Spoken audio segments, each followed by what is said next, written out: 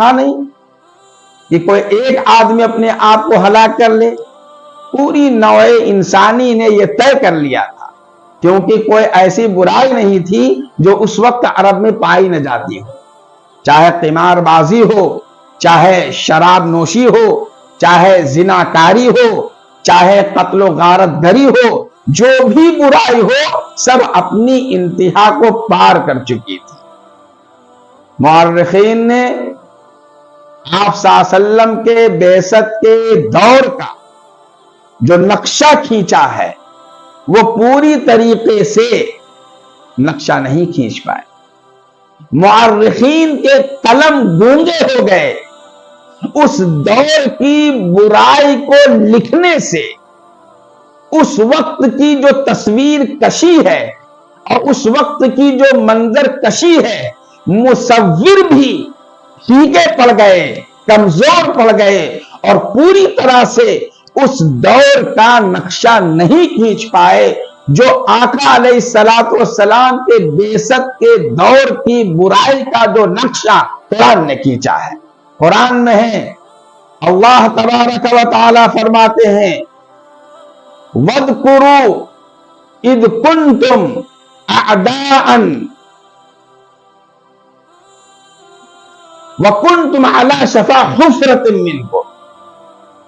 کہ تم یاد کرو اس دور کو جس دور میں تم آپس میں ایک دوسرے کے دشمن تھے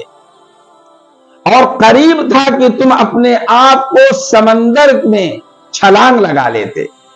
آگ کے سمندر میں تم کودنے والے تھے، فَأَنْقَذَكُم مِّنْهَا، تو میں نے تم کو بچا لیا۔ کیوں؟ صرف اس لیے بچایا کہ ایک ایسی ذات کو ہم بھیجنے والے ہیں، ایک ایسی ہستی کو بھیجنے والے ہیں، ایک ایسی شخصیت کو بھیجنے والے ہیں جو تمام انسانوں کا درد اپنے دل میں لیے ہوئے۔ لہذا اللہ تبارک و تعالیٰ کو رحم آ گیا، ارحم الراحمین کو رحم آ گیا اور اس نے اپنے محبوب صلی اللہ تعالی علیہ وسلم کو جا کر کے بھیجا، اور جب آپ صلی اللہ تعالی علیہ وسلم آئے ہیں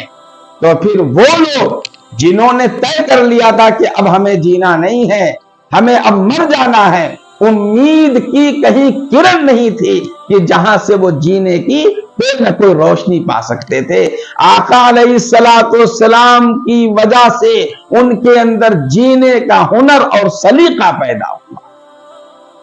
ورنہ انہوں نے تو یہ طے کر لیا تھا کہ اب ہمیں اپنے آپ کو مٹا لینا۔ قرآن اس کی شہادت دیتا ہے وَاذْكُرُوا إِذْ كُنْتُمْ أَعْدَاءً فَأَلَّفَ بَيْنَ قُلُوبِكُمْ فَأَصْبَحْتُمْ بِنِعْمَتِهِ إِخْوَانًا وَكُنْتُمْ عَلَى شَفَا حُفْرَةٍ مِّنْكُمْ۔ کیوں؟ اس لیے کہ تم آپس میں ایک دوسرے کے دشمن تھے، اور دشمنی ایسی ویسی نہیں تھی، بلکہ دشمنی ایسی تھی کہ اگر کوئی شخص یہ کہتا تھا کہ میرے تالاب پر گھاٹ پر پانی لینے کی باری ہے، اور اگر کوئی پہلے پانی لے لیتا تھا تو جو لڑائی ہوتی تھی تو 40 سال تک لڑائی کا سلسلہ جاری رہتا تھا۔ ایسے ماحول میں آپ صلی اللہ علیہ وسلم تشریف لائے اور آپ صلی اللہ علیہ وسلم نے ان کو امید کا آب حیات پلایا، تب ان کے اندر جینے کی امنگ پیدا ہوئی۔ آپ عرب والوں کو چھوڑیے، عرب والے کیا تھے؟ ان کے اندر ہر طرح کی برائی تھی، ڈاکہ زنی ان کی معیشت تھی، قتل و غارت گری ان کی عادت تھی،